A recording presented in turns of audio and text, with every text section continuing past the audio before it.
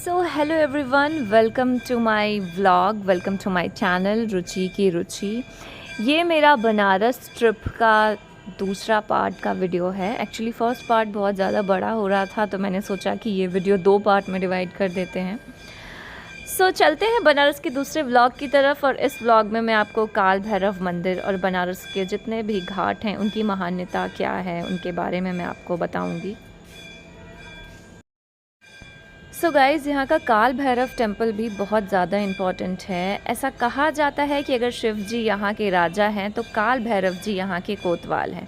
तो जितनी इम्पॉर्टेंस शिव जी की है काशी विश्वनाथ की, उतनी ही इम्पॉर्टेंस काल भैरव जी की है। तो अगर आप काशी जाएं तो काल भैरव जी के दर्शन ज़रूर करें, नहीं तो आपकी यात्रा पुण्य नहीं मानी जाएगी। चलते हैं मंदिर की ओर। दोस्तों, अगर आपको बनारस घूमना है तो आप प्लीज़ ये एक रिक्शा कर लीजिए जो आपको पूरे बनारस अच्छी तरीके से घुमा देगा यहाँ की सकरी गलियों में। और गाइज़, ये है वो मस्जिद जिसकी वजह से इतना ज़्यादा प्रॉब्लम क्रिएट हो गया है बनारस में। मुझे नाम नहीं याद आ रहा है कि मस्जिद का नाम क्या है। और ये काशी विश्वनाथ का 4 नंबर गेट है, उसके जस्ट बगल में है ये।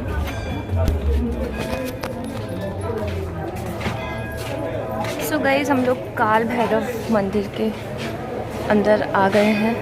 अंदर एंट्री के लिए जा रहे हैं। गली गली से देख रहे हैं आप, गलियां हैं। ये क्या है, इतनी पतली गलियां, बहुत ज़्यादा पतली गलियां।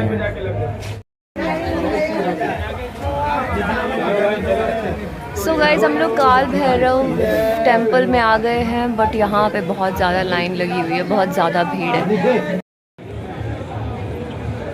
गाइस, जब आप काल भैरव जी के दर्शन करने जाएंगे तो यहाँ पे आपको रास्ते में गलियों में छोटी छोटी सी टेम्पल्स मिलेंगी, जैसे कि ये है राम जी, लक्ष्मण जी, सीता जी बैठी हुई। मेरे जस्ट ऑपोजिट साइड में ये हनुमान जी का टेम्पल है, बहुत ही क्यूट से। और ये इतना सुंदर रास्ता है, बहुत ही ज़्यादा खूबसूरत। बिकॉज ये सावन का टाइम चल रहा है तो फिर पूरा मंदिर बहुत ही सुंदर सजा हुआ है आगे से पीछे। और एक सावन ये खड़ा है।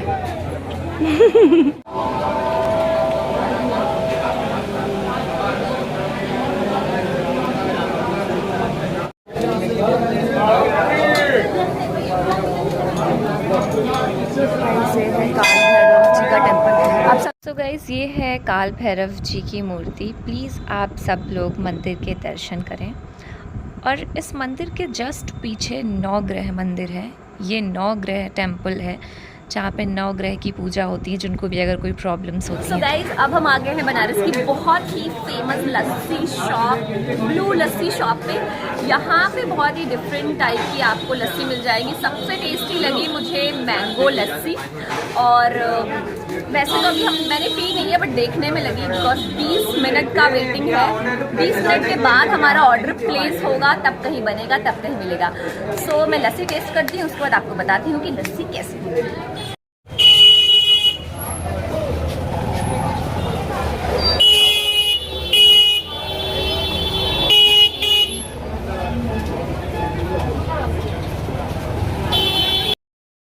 फाइनली ये मेरी मलाई वाली लस्सी आ चुकी है। बिकॉज शॉप पे बहुत ही ज़्यादा भीड़ थी, तो मैं थोड़ा सा बाहर आके बना रही हूँ। और ये लस्सी ट्राई करते हैं।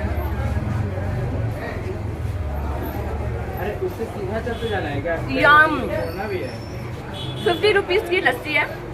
ये प्लेन लस्सी है, बहुत टेस्टी है गाइस। और इसका जो ठंडापन है, एक्चुअली मेरे दांत बहुत सेंसिटिव है, मैं डर रही थी कि लस्सी बहुत ज़्यादा ठंडी ना हो, बट ये बहुत ही मिनिमल ठंडी, मिनिमम गरम, बहुत ही अच्छी है। एकदम नॉर्मल ठंडा जिसको बोलते हैं। बर्फ, प्लीज़ आप जब भी आए यहाँ पे ब्लू लस्सी शॉप पे ज़रूर आए। मैं और सावन तो 2 बार आ चुके हैं। एक्चुअली ये हमारा सेकेंड टर्न है। एक दिन कल हम रात में आए थे। दोस्तों, बनारस अपने घाटों के लिए भी बहुत ज़्यादा फेमस है। एक्चुअली यहाँ पे 88 से भी ज़्यादा घाट हैं। तो बात करते हैं सबसे पहला घाट दशा अश्वमेध घाट की। इसका नज़ारा रात में बहुत खूबसूरत होता है। और जो मेन गंगा आरती होती है वो इसी घाट पर होती है। एक्चुअली इस घाट की बहुत ही इंटरेस्टिंग स्टोरी है, बट मैं कंफ्यूज हूँ कि क्या स्टोरी है, तो चलते हैं और बात करते हैं इस घाट के बारे में जो यहाँ के जानकार हैं। सर मुझे यहाँ की 2 स्टोरी पता है, but because I am blogger तो मुझे लोगों को सही स्टोरी पहुँचाना उन तक बहुत ज़रूरी है। 2 स्टोरी एक ये पता है कि जब शिव जी यहाँ पर आ रहे थे तो ब्रह्मा जी ने 10 अश्वमेध यज्ञ थे वो किए थे, और एक स्टोरी ये पता है कि 10 घोड़ों की बलि दी गई थी। तो इनमें से कौन सी स्टोरी सही है या कोई दूसरी स्टोरी है जो मुझे पता नहीं है? देखिए, जितने पुराण हैं सब में काशी के बारे में कुछ न कुछ कथा है, और उन कथाओं में विभिन्नता है, एक रूप नहीं। और जो हम लोगों की मान्यता है, हम लोग स्कंद पुराण को ज़्यादा प्रमाणिक मानते हैं। तो स्कंद पुराण के अनुसार जो है राजा दिवोदास काशी के राजा थे, और एक बार देवता लोग इनके यज्ञ में नहीं आए, तो इसकी वजह से उन्होंने देवता को बुलाना पड़ा। इन्होंने अपने राज्य में घोषणा की किसी देवता की पूजा हो नहीं किया। दिवोदास ने अपने 10 अश्वमेध, तो वो यज्ञ सब उन्होंने वही उसी स्थान पर किया, इसलिए उस जगह का नाम 10 अश्वमेध रखा। तो राजा दिवोदास इतने प्रतापी राजा थे कि देवताओं को भी झुकना पड़ा। फिर बाद में सारे देवता काशी आए, और सबसे अंत में भगवान शिव आए, और उन्होंने राजा दिवोदास को ज्ञान दिया, और फिर पुनः धर्म में दीक्षित किया, और देवताओं को फिर से पूजा शुरू की। तब से ये दिवोदास के समय से इस जगह की मान्यता चली आ रही है। स्कंद पुराण के अनुसार जो मान्यता है वो मैंने बताई। वैसे कुछ चीज़ें हैं जो आपको स्पष्ट वहाँ दिखाई देंगी। ऊर्जा का स्तर वहाँ बहुत अच्छा है। जी जी जी बिल्कुल। तो किसी भी शुभ कार्य करने से जो स्तर बढ़ना चाहिए ऊर्जा का, वो वहाँ है, आप उसे महसूस करें। जी मैंने वहाँ पे भी महसूस किया, और मैंने मणिकर्णिका घाट पर भी कल मैं रात में गई थी। बहुत ही मतलब हैवी वाइब्स है वहाँ की, एक्चुअली मैं फील कर पाई पूरे काशी में। और आपको महसूस होगा इस स्थान पर भी ये 80 घाट है, काशी का शीर्ष है, इसे काशी का शीर्ष करते हैं। ज़्यादातर बौद्धिक लोग 80 से ही उनका संबंध रहा है। अच्छा, ये काशी का मतलब सर का पोर्शन है, शीर्ष पोर्शन है। अच्छा, गंगा यहीं से काशी में प्रवेश करती है। अच्छा, तो तुलसीदास जी भी यहीं रहे, उसके बाद से जितने बौद्धिक लोग रहे काशी के, सबका नाता 80 से अवश्य है। अच्छा, तो इसे आप शीर्ष कर सकते हैं। तो यहाँ जो आपको ऊर्जा का वही स्तर मिलेगा, इसको आप महसूस कीजिए। जी एक्चुअली मैंने महसूस किया। और ये पुराणों की प्रसंग है जिनकी कोई मान्यता नहीं है, और लेकिन हैं, ये चीज़ें हैं। अब जैसे बहुत सारी चीज़ें हैं जो इतिहास में इनको प्रमाणित मान रहा है। गौतम बुद्ध रहे तो गौतम बुद्ध 2500 साल पहले पैदा हुए। 2500 साल पहले भी धर्म की राजधानी काशी अवश्य रही कि उन्हें ज्ञान मिला बोध गया में, और सबसे पहला प्रवचन उन्होंने काशी में किया। अच्छा, तो ये सर्वमान्य है। 2500 साल पहले भी काशी इस क्षेत्र में सर्वमान्य रही। तो कुछ तो है काशी में जो इतने सालों से लोग मानते चले आ रहे हैं। महाभारत के काल से और उसके पूर्व से भी काशी में कुछ रहा, और काशी में कुछ है। काशी समझे कहा गया है, तो आप प्रयत्न कीजिए, आपको बहुत सारी चीज़ें यहाँ मिलेंगी। जी जी जी, thank you so much sir. Welcome. Actually मैंने रिसर्च किया, बट मुझे इतनी चीज़ें नहीं मिल पाई। गूगल पे जो चीज़ें होती हैं और लोगों के ब्लॉग में देख के, बट गूगल बहुत कंफ्यूजन करता है। गूगल बहुत कंफ्यूजन करता है। आप पुराणों में स्कंद पुराण को पढ़ें तो काशी खंड उसमें है। अच्छा, काशी खंड। हाँ, काशी में कितने देवता हैं, कितने यक्ष हैं, यक्षिणियाँ हैं, और इस सब का कितने भैरव हैं। काशी में आपको डीह और भैरव मिलेंगे, और हर जगह, ये हर जगह मिलेंगे। डी मतलब क्या होता है? डीह हर मोहल्ले में होते हैं। डी क्या है? पीर बाबा। ओके, हाँ, पीर बाबा। हाँ हाँ, ग्राम देवता भी उन्हें जी जी जी, समझ गई। मेरे गांव में है, गांव में है। जो काशी में है हर जगह ये नहीं है। जी अच्छा। आप लोग कहाँ से? हम लोग रायबरेली से हैं। वैसे तो मैं बॉम्बे रहती हूँ अपने काम के पर्पज से, बट बेसिकली रायबरेली से बिलोंग करती हूँ। और कुछ जानना है? नहीं नहीं नहीं, thank you so much. Thank so guys ये बनारस के कुछ घाट हैं जिनकी वीडियोस मैंने बनाई हुई हैं और आपको दिखाने के लिए। वैसे तो बनारस में 88 घाट हैं, 88, बट मैं वो 88 घाट आपको नहीं दिखा सकती बिकॉज़ मेरा वीडियो बहुत लेंदी हो जाएगा। सो इसकी वजह से कुछ घाट हैं जिनकी क्लिप्स मैं आपको दिखाती हूँ। यहाँ पे बहुत ही छोटे छोटे और प्यारे प्यारे घाट्स हैं। ये सारे घाट एक दूसरे से जुड़े हुए घाट हैं और आप एक घाट पकड़ के सारे घाट घूम सकते हैं। बट हम लोग जिस टाइम पे गए थे वाटर लेवल बहुत ज़्यादा हो रखा था, तो घाट जहाँ से कनेक्ट होते हैं वहाँ पे पानी भर गया था एक्चुअली।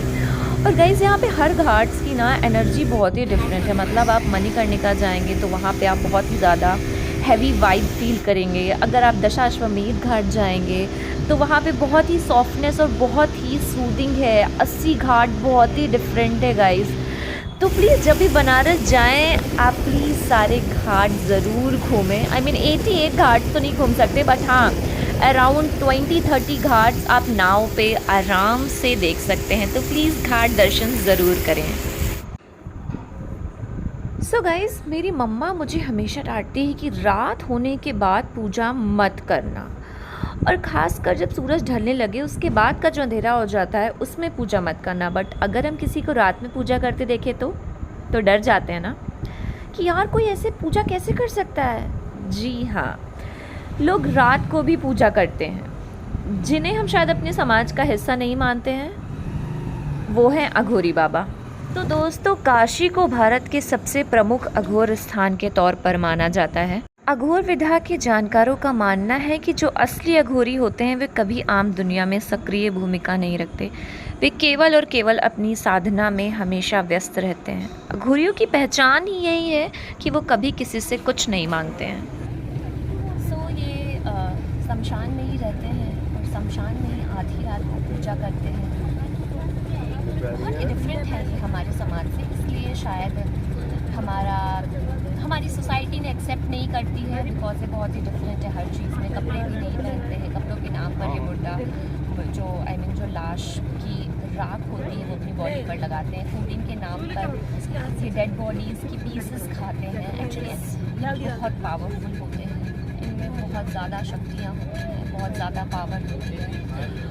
और समहाउ हमारी सोसाइटी ने एक्सेप्ट नहीं कर रही है, बस इसीलिए एक्सेप्ट नहीं कर रही है।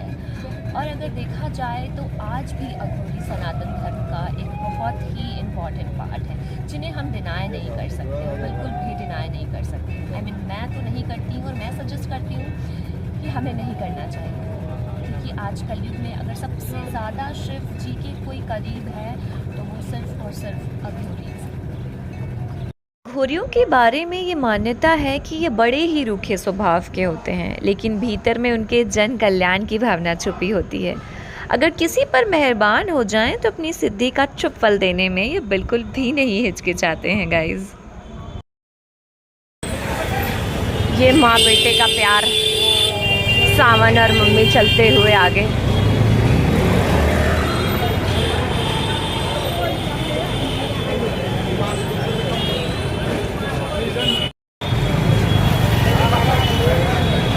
सो गाइस आप भीड़ देख रहे हैं, कितनी ज़्यादा भीड़ है यहाँ पे। ओह गॉड,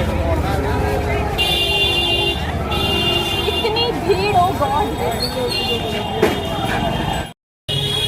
सो गाइस रात के 10:30 बज रहे हैं और सावन को चाय पीने का चस्का चढ़ गया, तो मैं और सावन मम्मी को सुला के चाय पीने आए हैं। चाय के दीवाने। So guys, कोई ये मार्केट देख के बताएगा आई मीन कि 10:30 बज रहे हैं और मार्केट में इतनी चहल पहल, आई मीन देख रहे लग ही नहीं रहा है यार कि 10:30 बज रहे हैं। इतना ज़्यादा रश है अभी।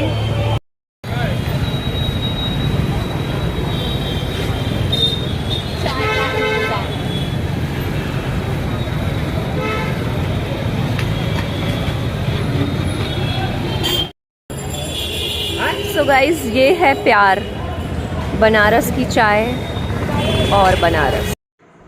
सो दोस्तों ये थी मेरी काशी दर्शन की वीडियो। प्लीज़ आप लोग मुझे कमेंट बॉक्स में ज़रूर बताएं कि मेरी ये वीडियो आपको कैसी लगी। और काशी दर्शन करने ज़रूर जाएं और अपना एक्सपीरियंस प्लीज़ और प्लीज़ मेरे साथ शेयर करें। Please subscribe my channel. Thank you so much guys, thank you.